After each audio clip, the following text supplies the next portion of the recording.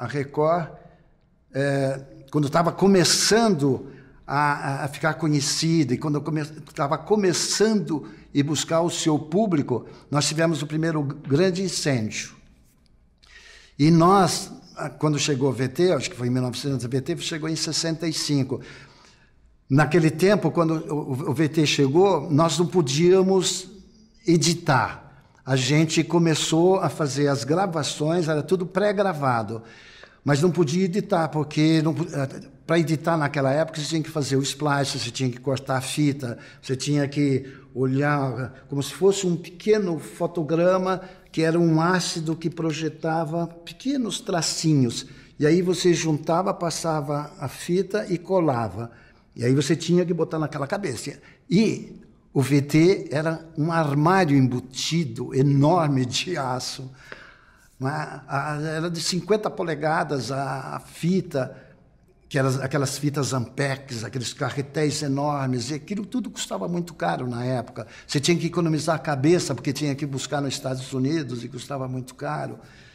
Mas aí nós tivemos uma grande felicidade. Às 6h30 da manhã de um determinado dia, telefonaram para casa, olha, a Record está pegando fogo. Não dava para acreditar, né? Quando a gente chegou lá, estava pegando fogo no estúdio A, que era o nosso grande estúdio, um estúdio de 600 metros quadrados, e com as câmeras novas, Marconis, que tinham chegado, um piano para concerto, um Bechstein maravilhoso, todo o departamento, a área de VT que nós tínhamos, em que nós tínhamos praticamente, na época, nós tínhamos 12 horas só de gols do Pelé. E que na época a gente vendia, a Europa comprava barbaridade. Gols do Pelé era um deus, né? Então, nós perdemos todos o arquivo.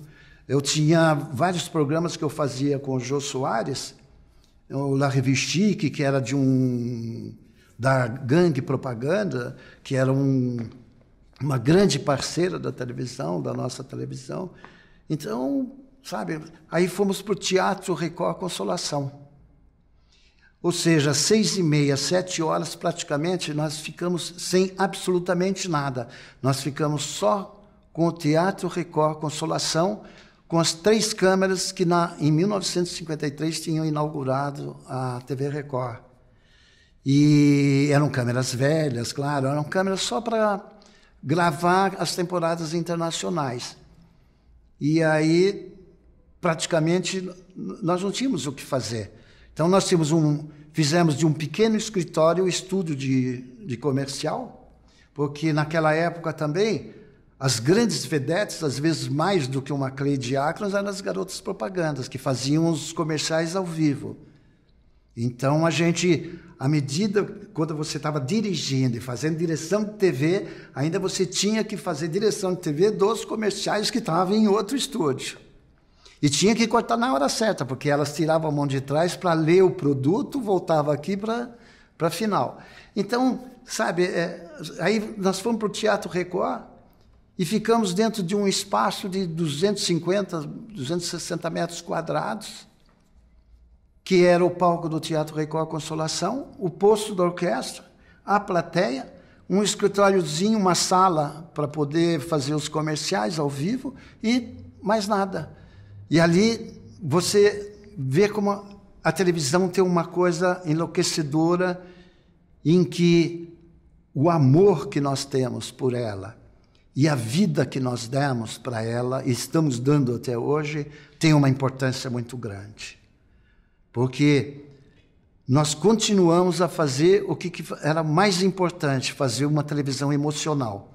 Foi quando nós decidimos fazer daquele palco e criar novos programas, porque nós não tínhamos possibilidade de dramaturgia, não tínhamos possibilidade de fazer um grande teatro, não tínhamos possibilidade, nós tínhamos aquele palco, então nós tivemos que partir para um outro caminho. Foi aí que nós criamos o programa da Hebe Camargo, que acabou ficando quase 10 anos, eu fiquei, eu acho que uns 10 anos dirigindo a Hebe. Fizemos um programa de humor chamado Família Trapo, que era o Golias, o Zelone, a Cidinha Campos, o Ricardo Corte-Raiol. Fizemos um programa chamado A Noite Se Improvisa, em que era um programa em que o Blota Júnior, quando dizia, sentavam 5 naquela época já estavam começando a ficar grandes estrelas. Chico, Caetano, Gil, Gal, Bethânia, e ao lado de cada um tinha um pequeno postezinho assim, com um botão que a pessoa batia quando o Blota dizia a palavra. Então, quando o Blota dizia a palavra, ele tinha que bater, o que acendia a luz, ele ia para o microfone e tinha que cantar uma música com aquela palavra. Então, sei lá, se o Blota dissesse, a palavra é pirata, ele tinha que bater o botão, ir para o microfone, chegava para o caçulinha, dava o tom, Lá maior, e saía cantando, eu sou o pirata da perna de pau. E assim, nesse programa nasceu, inclusive, Caetano. Que o Caetano acompanhava todos os nossos programas no Teatro Record, que era o Fino da Bossa, com Elis Regina e Jair Rodrigues, e tinha toda a participação de Vinícius, Tom, Nara, sabe? Vinha Jorge Ben, era uma... Cara. Aí nasceu também um programa Jovem Guarda, que era Roberto Carlos, Erasmo e Vanderleia.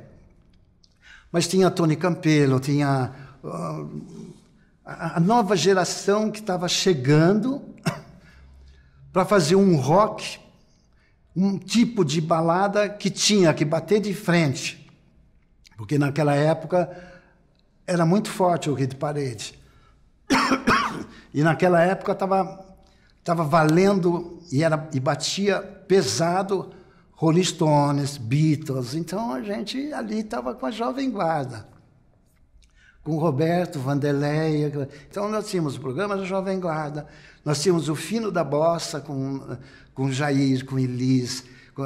Quando nós estávamos no auge do Fino da Bossa, a velha guarda se sentiu traída e desprotegida, e achavam que nós só estávamos trabalhando e protegendo uma nova geração, que era Chico, Caetano, Gil, Rita Lee, os Mutantes, era uma... E não era bem isso. Aí nós criamos um programa chamado Boa Saudade, que era apresentado por Elisete Cardoso e Ciro Monteiro. E aí tinha a participação de Orlando Silva, Nelson Gonçalves, Ângela Maria, e era assim, Jacó do Bandolim, eram das grandes figuras, né?